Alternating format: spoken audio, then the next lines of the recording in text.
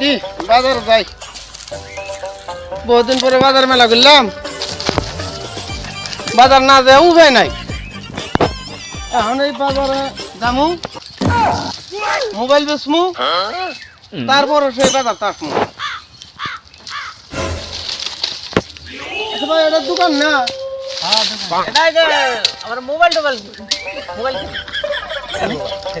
ভাই মোবাইল তো বেচা আছে বাজারে, এই রিচার্জের দাম বেশি, 300 টাকা বাড়া লাগে, 300 টাকা বাড়া লাগে। ওই জন্য মোবাইল বেচমু আর মোবাইল চালাবো না, পুলা হান্ডো চালাবার দেবো না, নিজেও চালাবো না। ওই জন্য ভাই যে মোবাইল নিয়ে আসছি। আচ্ছা মোবাইল নিবেন কি আপনারা? দাম ধরে দাম কন্ট্রোল করে দেন, তাহলে দিমু। আমরা মোবাইল কিনে খাই। নতুন মোবাইল, এই যে আতায় দেখেন, এই যে আতায় দেখেন। আচ্ছা যাতে দেখি না ভাই, হ্যাঁ মোবাইলের দাম 500 টাকা, রিচার্জের দাম তো বাড়ছে, আর তো চালা যায় না, 500 টাকা দাম আছে। ওইরকম করে ধরলেন নাকি? হ্যাঁ। এই ঠেকাই বেড়ে বেচে রাখছে, টাকা মানে তো দেয়, রিচার্জের দাম বেশি।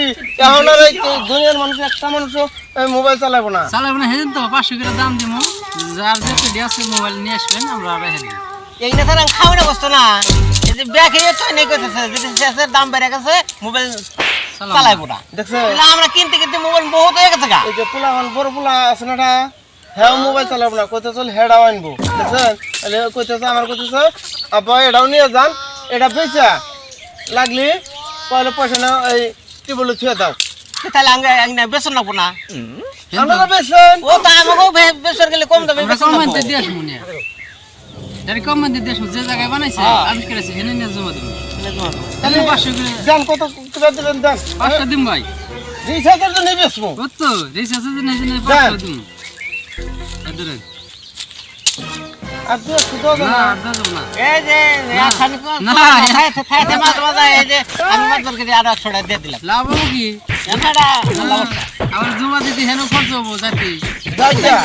আপনি 100 দিলেন না, আর এই 500 টাকা সারাদিন বাচ্চাদের ছুঁয়ে দেখা, আর এই 100 টাকা কথাটা বুঝছেন কি, এই 100 টাকা এই যে উর্মের মনমু আর 2 কেজি নেমকি নিয়ে যাই তাহলে যে এটা তো 100 টাকা বেশি গেল, তুমি তো মাত্র করে দিলা। জায়গা বুঝছেন। হ্যাঁ